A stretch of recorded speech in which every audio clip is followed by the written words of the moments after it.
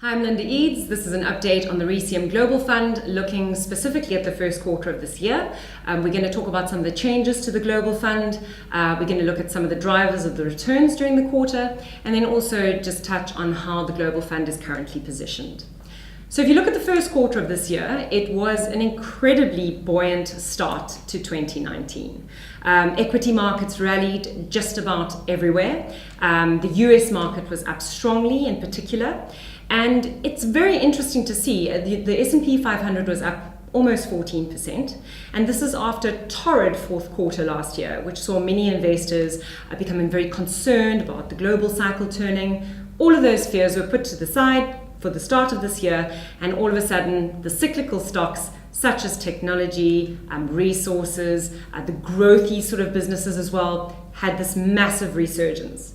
And I think, if anything, that's somewhat ominous. If you consider the valuation extremes that the market is trading on, particularly the US market, if you look at just about any metric that one might choose to use to measure how expensive the market is currently, we are at almost historic levels once again. If you consider valuations which look at the most expensive decile versus the cheapest decile, we are at spreads which have only been wider before the Great Depression and the dot-com bubble burst. So that explains why we have very little exposure to the US market, very select exposure to undervalued opportunities which are not the flavor of the day in the US market, and that our attention has been drawn more to areas such as the UK, which have been under pressure because of the uncertainty surrounding Brexit.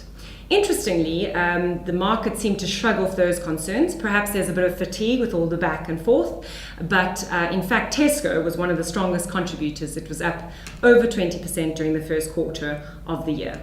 So the Global Fund, despite the fact that it doesn't hold any technology stocks, the returns have not been predicated on that whole sort of cycle. It was up 5.7%, but that was largely because of the sort of buoyancy in the UK market, curiously, despite the Brexit uncertainty, and then the exposure that it has to some of the resource stocks that did very well and other emerging market equities as well. So a good quarter for the Global Fund, but hopefully it will be of some consolation or comfort to investors that it is not because of this huge rally in technology stocks in particular. Because I think if you look at the multiples that those businesses are trading at, you really aren't stacking the odds on your side in terms of those multiples being justified forever after into the future. We prefer the opposite side of the equation, where you are buying businesses at very low prices, where that pessimism is often warranted because they may in the near term continue to go through a tough time, but at some point they will turn a corner and their earnings will be a lot better than it is in the short term, and you will get an expansion of multiples. That's typically the kind of situation that we'd be looking for. So changes during the last quarter, we actually introduced a few more value opportunities. It will come as no surprise probably to you that we have decided to add some tobacco exposure to the portfolio.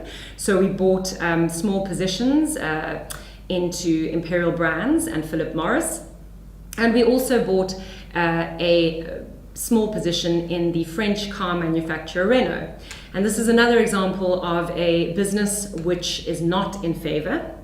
If you are interested in the hot stocks, you're not going to be looking at the car industry. And this is precisely why we're interested in this particular stock. It's trading at a 3 times PE. So in other words, if you bought the whole company, you would get your money back within 3 years. Or you could say that the market is expecting it to produce 3 years worth of earnings and then nothing thereafter.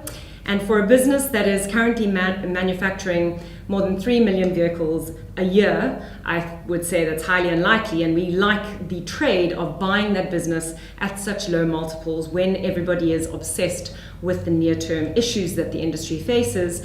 And in fact, if you buy Renault, because they have a 43% stake in Nissan, in actual fact, you don't have to be very sort of optimistic in your assumptions to actually get to a point where at the current price, you are buying Renault, you're basically getting the stake in Nissan, and you're getting the rest of Renault's car manufacturing abilities as well as car financing for absolutely nothing.